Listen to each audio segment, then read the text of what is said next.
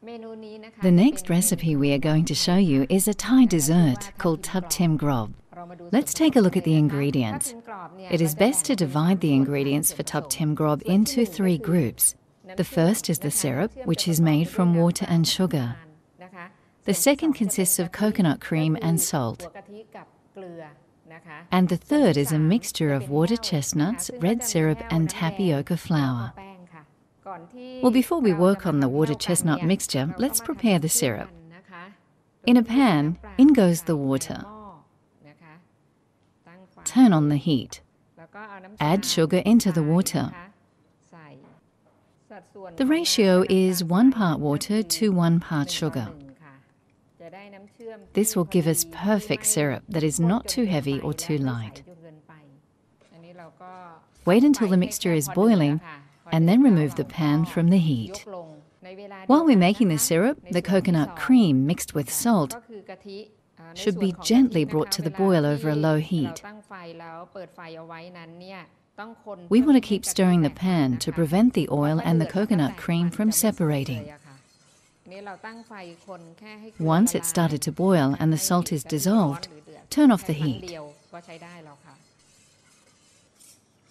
As we're waiting for both of these mixtures to slowly reach boiling point, we can start on the water chestnuts. Use either fresh or canned water chestnuts. I must admit that I prefer the canned ones for convenience. First, we trim the edge of the water chestnuts to make it easier to cube them.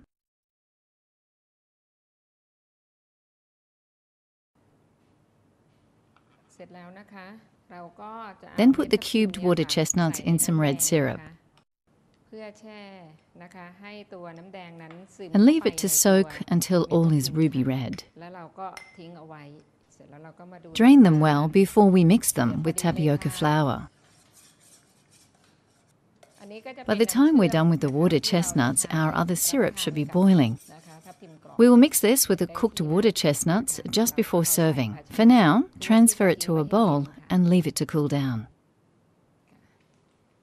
Likewise with the coconut cream, after it has started boiling and the salt is dissolved, transfer to a small bowl and leave to cool down before serving. Next we go back to the red syrup-soaked water chestnuts. Drain them well before we mix them with tapioca flour. We want only water chestnuts, then add them to tapioca flour.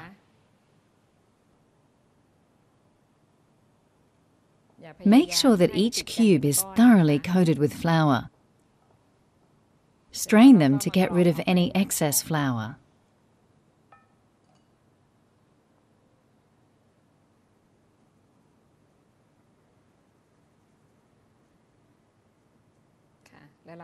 Now we're ready to boil the water chestnuts. Into boiling water, gently add the flour-coated water chestnuts. Remember at this point not to stir. Leave them to rest in the boiling water for a few minutes until the water chestnuts start to float to the surface.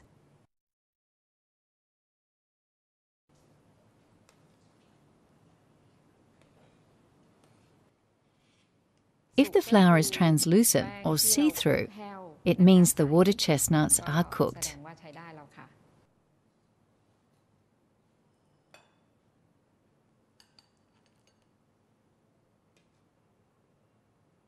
To finish, we mix the cooked water chestnuts with the prepared syrup.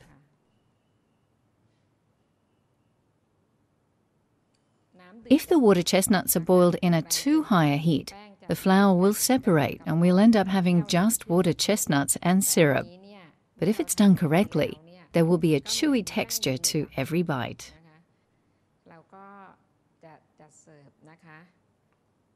Serve them in glass dessert dishes.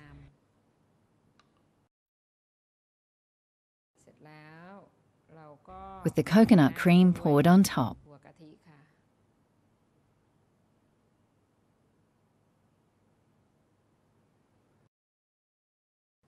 And here we have Tub Tim Grob, a delightful sweet, a really refreshing and gorgeous looking dessert.